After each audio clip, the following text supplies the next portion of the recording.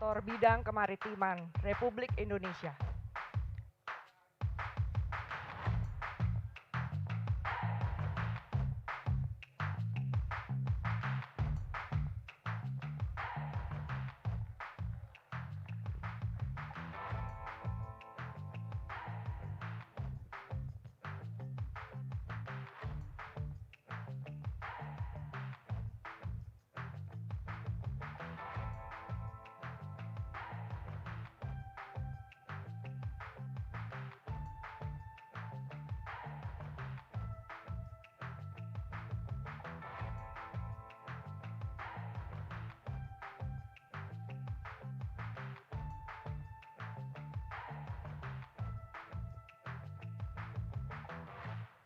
Bapak Luhut Binsar Panjaitan, Menteri Koordinator Bidang Kemaritiman Republik Indonesia, beserta Bapak Budi Ari Setiadi, Menteri Komunikasi dan Informatika Republik Indonesia, meninggalkan tempat acara.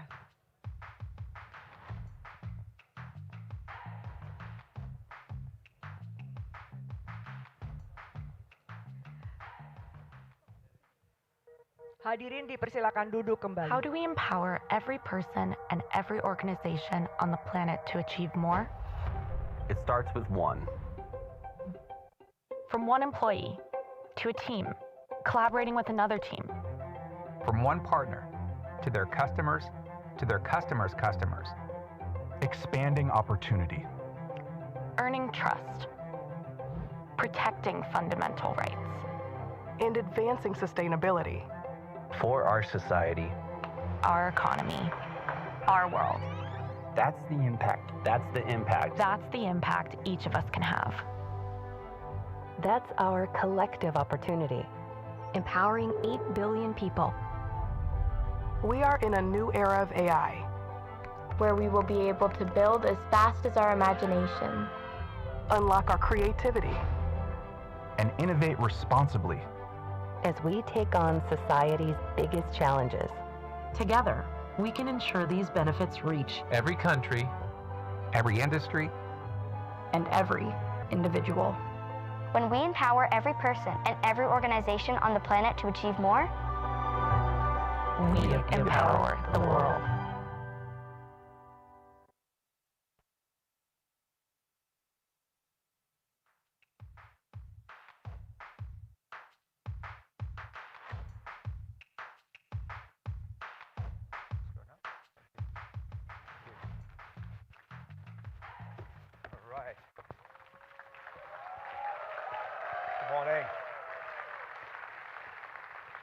Good morning. It's fantastic to be back in Indonesia and in Jakarta. It's my third visit in the last 10 years that I've been CEO of Microsoft, and it's always fantastic to be back here to see the innovation, see the energy, and especially at a time like this when there is a new platform that's being born right in front of us with the AI revolution. In fact, we're in the year 2 of the AI transformation and platform shift. And I want to talk about what this platform shift means to every developer and every organization and the broader society in Indonesia.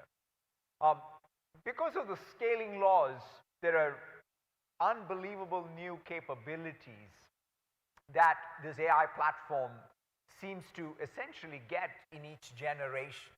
I had a chance to track this from the early sort of versions of GPT all the way to now. Fundamentally, you have the ability to have much more natural language interfaces, more reasoning and planning capability, more context and memory. So this is what's happening with each new generation as we scale. And ultimately, though, this AI technology is all to bend the curve on economic growth. The overall objective we collectively have is, can we take this as a new input to create economic growth as output? And in that context, I think if you sort of say there was the Industrial Revolution, there was the Information Technology Revolution, this intelligence revolution is going to be the next major bend in the curve of GDP growth. And this is going to have a real impact even in Indonesia, where we will have in the region approximately 12-10% extra growth. And that's, I think, going to be very, very impactful across the society. And that's what grounds us in our mission to empower every person and every organization in Indonesia to achieve more. And what we are doing in support of it is building a complete technology stack, everything from infrastructure to data, all the way up to the tools and applications. So we're building a full stack of innovation that takes advantage. It's being fundamentally rewired because of AI. And ultimately to change these digital transformation outcomes, right? Whether it's how you service your employees or customers, your business process improvement, or new innovation. These are the transformational opportunities that I think all of us broadly have.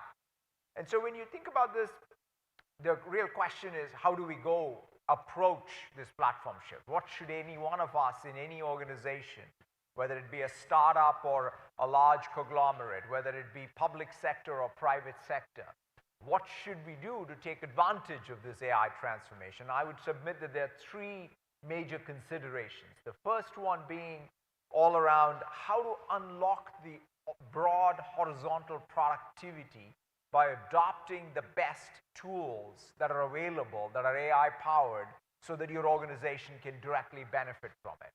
In fact, that was the inspiration for Microsoft CoPilot. We built CoPilot so that you can take both the world's knowledge as well as your organization's knowledge and help you reason about it faster, and then to create new knowledge faster, and also act and make decisions and move the productivity frontier in your organization. In fact, we launched a video at Super Bowl last year, or a few months earlier, and so I just wanted to roll the video to give you a flavor for what CoPilot can do for any organization and any person. Let's roll the video. Good morning.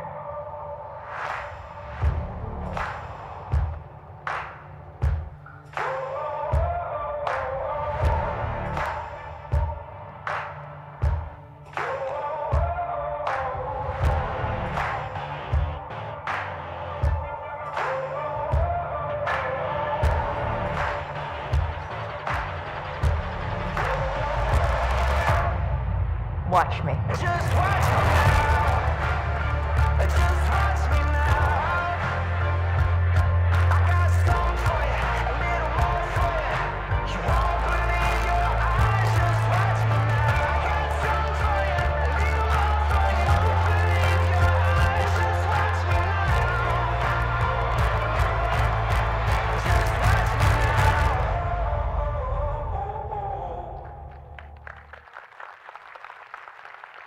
It's really exciting to see this CoPilot era because the productivity stats are pretty stunning. It's totally changing how people create knowledge, and the knowledge diffuses throughout the organization. We describe it as knowledge turns. We are seeing every workflow and work artifact change. In fact, this is what happened during the early days of the PC era. We all remember pre-email, pre-spreadsheets, how we did something like forecasting. The same thing is now happening even in the CoPilot era, where because of the way the knowledge gets created and knowledge gets diffused, the work and workflow inside of any enterprise, any commercial organization, or any public sector organization is fundamentally changing. And in fact, right here in Indonesia, it's fantastic to see the examples. I had a chance to meet the developers at Dana, which is great to see. In fact, one of the things that they showed me is how they were using GitHub CoPilot to accelerate how new banks that got integrated was going from hours and hours to 10 minutes. That was just a fantastic example. We are seeing examples of how Boomer is using Microsoft 365 CoPilot and Telkom Indonesia. So we have great examples right here of people using technology to change, as I said, work and workflow. Talking about developers, GitHub is obviously the place where every developer lives, where all code lives. And right here in Indonesia, we are seeing tremendous growth. In fact, over the last couple of years, we've seen 2x growth in software developers in Indonesia. We have, in fact, I think Indonesia is going to be number 5 globally by 2026, so it's going to be exciting, yeah. And there has been 200+% growth in Gen AI projects right here in Indonesia. So this speaks to how rapidly this technology is being diffused. In fact, just yesterday, I was very excited to see us launch the preview of GitHub CoPilot Workspace. If you think about what GitHub CoPilot did, it brought an AI pair programmer to every software engineer. And now with CoPilot Workspaces, you now can go from issue to code, right? So you're not just operating at a single file level, but you're operating at the repo level. It's, I think, going to be the next big breakthrough in AI. And to show you all of this, I wanted to have Karan from our GitHub team come show you GitHub CoPilot Workspaces. Karan, come on up. Welcome. Thanks, Satya. Thanks. All right. Today, I'll show you what GitHub CoPilot can do for you and how it can help you be more productive. I'll also give you a preview of GitHub CoPilot Workspace. So let's get started. Now, I want to add sign-up functionality to this website I'm building in TypeScript with GitHub CoPilot. First, let's add a sign-up button. I'll write a comment for it, and GitHub CoPilot writes the code for me, working with me along the way. Nice. Now, I want to make sure my users are entering valid email addresses, and I need some help with that. I have a regular expression here, but it's hard to read. With GitHub CoPilot, it truly feels like I'm working with a paired programmer. In this case, I can ask it to help explain code that I'm unfamiliar with, even if it's a regular expression. And the amazing thing is that I can even do this in Bahasa Indonesia, and there it is, fantastic. So you can see that GitHub CoPilot picks up its cues on what language to answer in based on how I ask the question. GitHub CoPilot chat can also be invoked inline, so it can work with the code in place. To get to it, just hit Control or Command I. Now, I want to ask CoPilot to help me write the entire sign-up page, asking for email, password, and password confirmation. And I can again do this in Bahasa Indonesia. All right. Amazing. You can see that CoPilot didn't just understand what I wanted, but it's actually written the entire code for me. That looks good, so I'll accept that change. But like me, GitHub CoPilot doesn't just live in the editor, it's also with me on GitHub.com. So GitHub CoPilot can also now generate a description of changes in a pull request. It doesn't just list all of the changes, but it also gives you useful, meaningful descriptions of what the change does. And it also gives you deep links to the specific lines of code that has changed. There it is. That's it. I've shown you how your multilingual pair programmer can help you be more productive. But there's more. Today, I'm excited to show you the technical preview of a new feature we have been working on, GitHub CoPilot Workspace, a Copilot native development environment that helps you jumpstart every task while working in natural language. So let's get started and see what it looks like. So far in our demo, we've written a sign-up page, but we also need a login page, right? So we can start off right from an issue where our requirements are described and begin development in Copilot Workspace. So Copilot derives the context from your issue and your code base to create a detailed specification with proposed changes. It can also then generate a plan on how to implement these changes by referencing relevant files within the code base. Copilot also helps you implement this plan by making changes to relevant files. So you can also make edits to the specification, the plan, or the implementation to suit your needs. So I'm going to make an edit right over here within the browser and say, well, use client. Copilot Workspace comes with a complete development environment running in Azure, even with a terminal that you can see right here within the browser. So you can also see your app come up live in a preview, so you can see how the code that Copilot has generated comes up. So I have that open over here, and we can see how that comes up. All right? Some of the joys of successful demos out over here where you can see what comes up.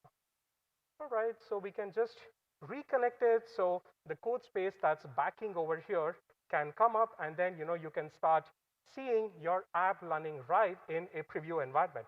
All right, there it is. You can see a terminal.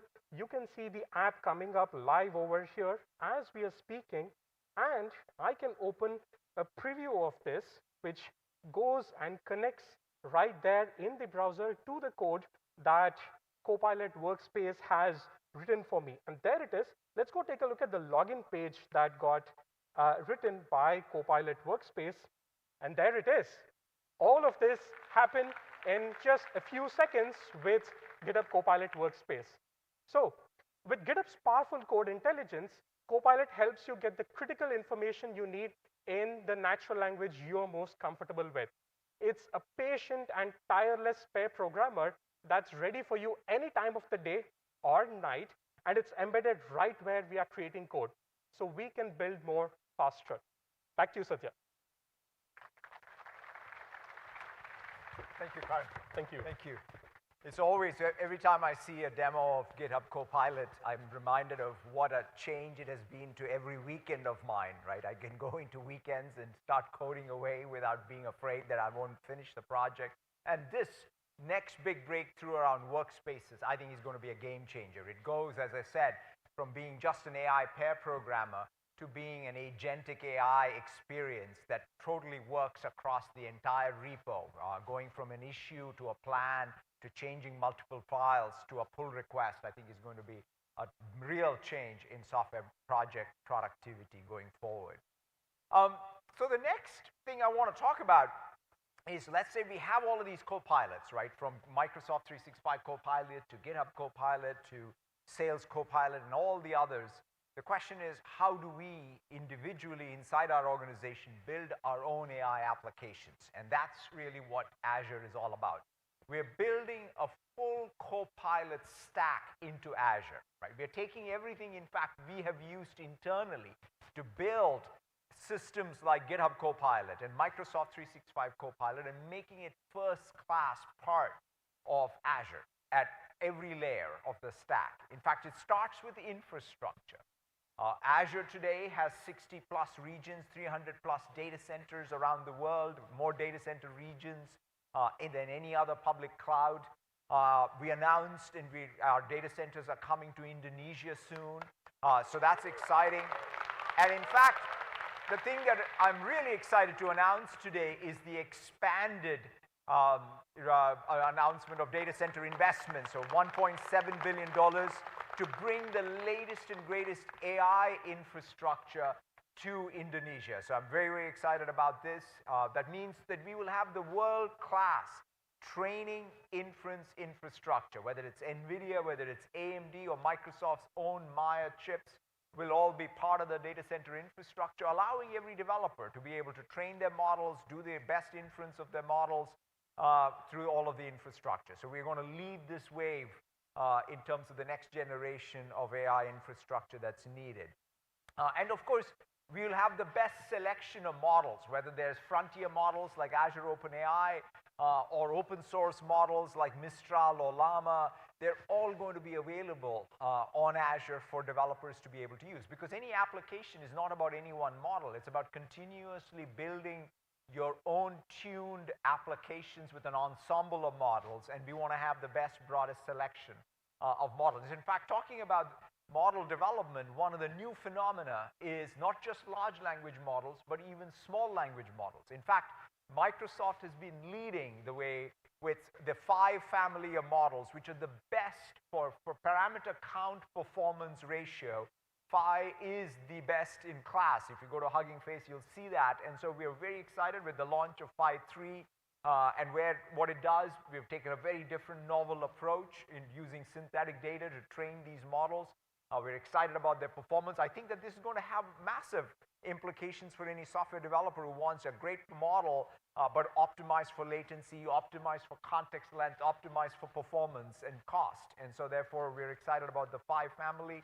We're not just doing models for knowledge work. We're also doing models where we are teaching these large language models the language of science. This is perhaps one of the things which will have the most profound impact over time, whether it's chemistry, whether it's physics, whether it's biology.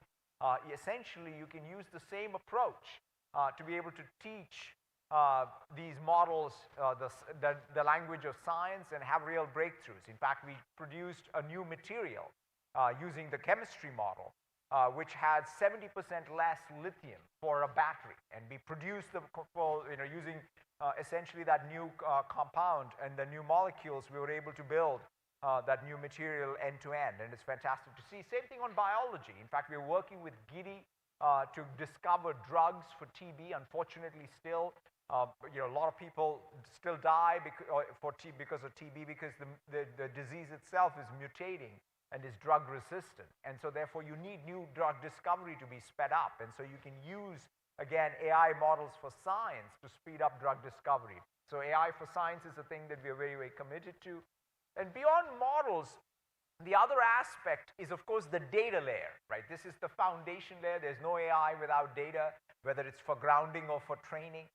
You need that. And so we are building the end-to-end database tier, whether it's the operational data stores for SQL and Cosmos on one end, or Fabric with the analytics on the other end to end, really such that it's AI aware. So you can bring your AI models to your data tier, have all of the governance. And this is not just about our data tier. We'll have also Snowflake, Databricks, as well as Oracle in Azure, so that means you can take your data, make it cloud native, take AI to the data to build the next generation of applications. So we're very excited about what's happening in the data layer.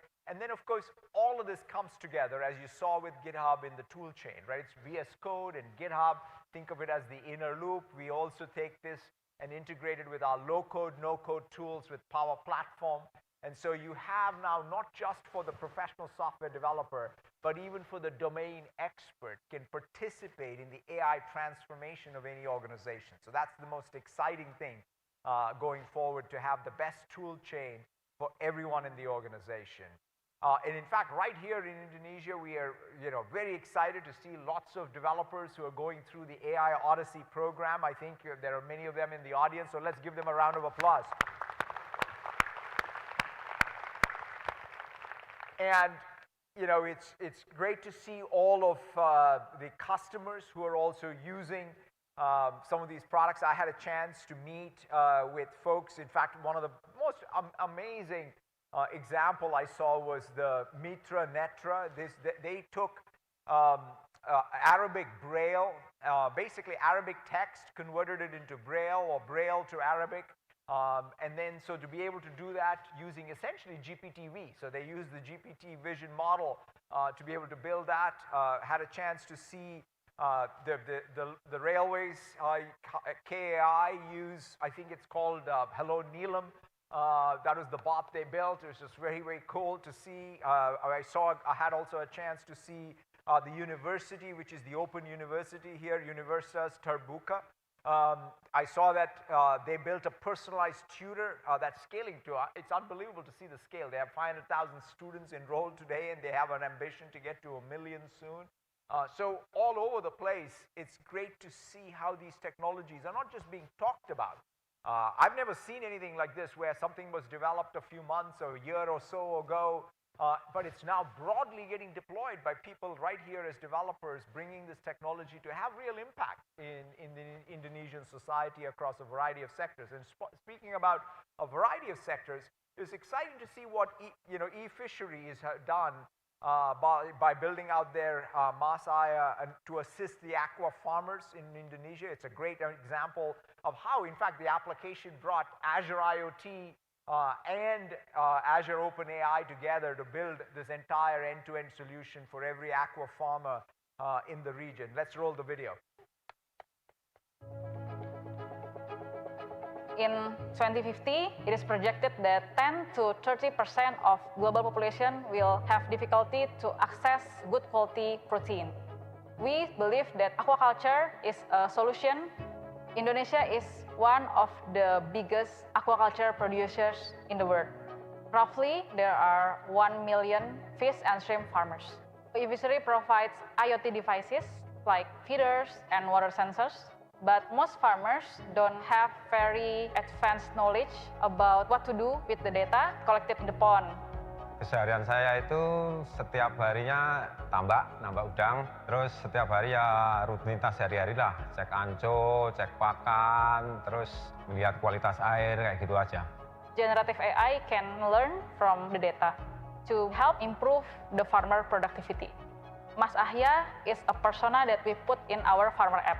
So if a farmer open our app, he can start chatting with Mas Ahya. Farmers can easily access insight collected in Azure IoT Hub because Azure OpenAI translates the data to something that farmers can understand and in their local language. Setelah ada Mas Ahya, langsung ketahuan datanya yang kualitas air. Lebih cepat tahu keadaan kolam saya gimana, kualitas air atau apa, misalkan pasca mau panen. Saged enten masalah niku saged langsung tangklet, langsung dijawab wonten pun nggih saking Mas Ahya niku saged mengajari dari saking nol mengke dugi saged panen. Rencananipun kula setelah wonten aplikasi Mas Ahya niki insyaallah ajeng nambah kolam malih, lebih menghemat tenaga, lebih menghemat operasional. IoT as a standalone solution is very powerful. But if it is combined with Mas Ahya, it will make aquaculture industry become more efficient and more sustainable. We believe that technology is the answer to this global food insecurity problem.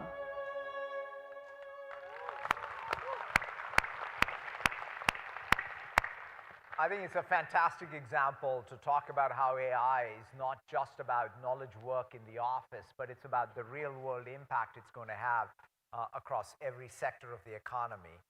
And to close out, I wanted to talk about the third imperative. And perhaps this is going to be one of the most crucial imperatives going forward, because ultimately any new technology is all about the trust we have in that technology. That means security and safety around the technology is paramount. And so that's why at Microsoft we started last November the Secure Future Initiative, which is fundamentally grounded on how do we shift left by design, how to make sure security is something that's built in, security by default, and really ensuring that we have secure operations all around. We have 6 pillars that we are driving real progress every day. This is security above all else for Microsoft. This is going to be something that you'll see us rapidly make progress in order to ensure that the technology that you have is the most secure.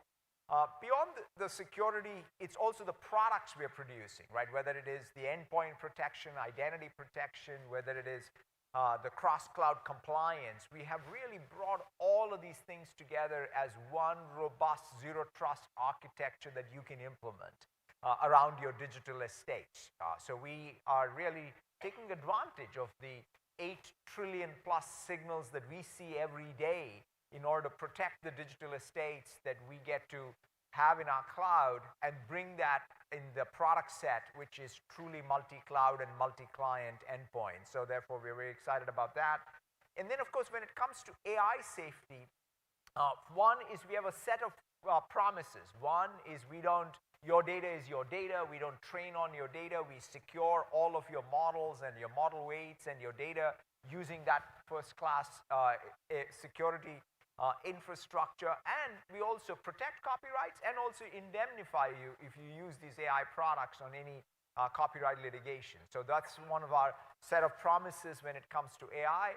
And one of the big considerations is anyone developing AI can take advantage of the same set of tools we are using for responsible AI development.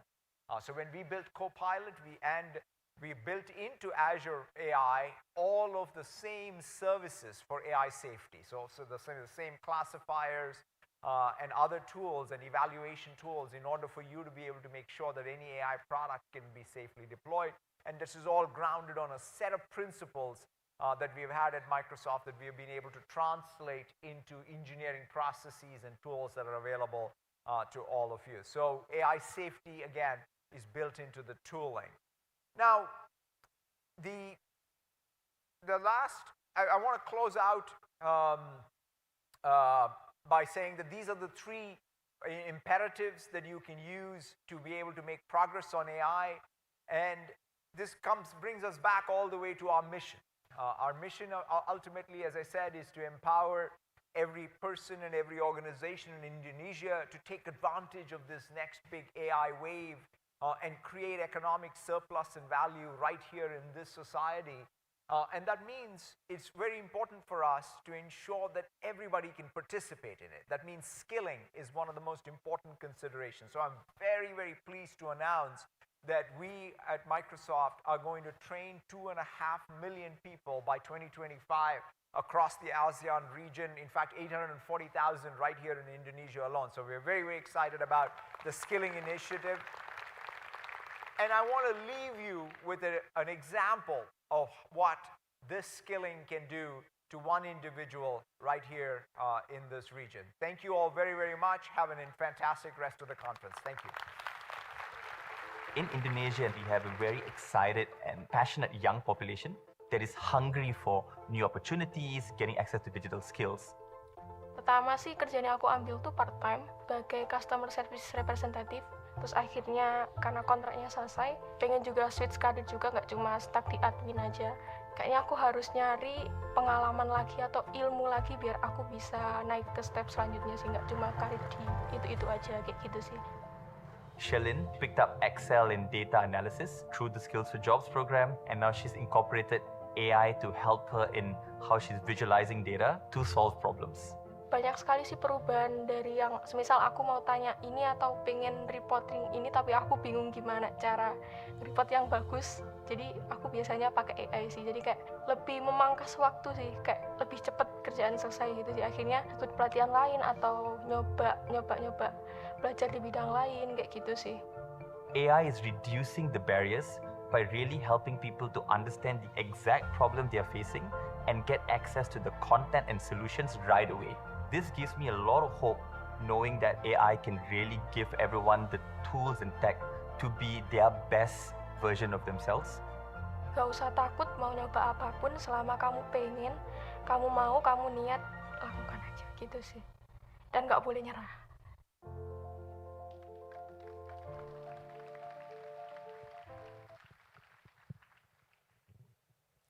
Oke, siapa yang excited bisa ngelihat dengan mata kepala sendiri Satya Nadella, CEO and Chairman Microsoft Corporation. Tepuk tangannya dong.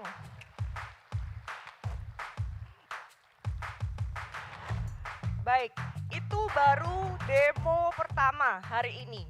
Bisa kebayang nggak sih sepanjang hari ini bakal ada demo-demo yang mungkin teman-teman masih belum pernah menyaksikan ya. Jadi hari ini jangan pulang buru-buru, pastikan kalian akan mengikuti acara ini sampai dengan selesai. Generative AI dan Large Language Models atau LLM sudah bukan sekedar istilah atau jargon belaka. Dalam sesi ini, kita akan menyimak apa saja perkembangan terkini dari generative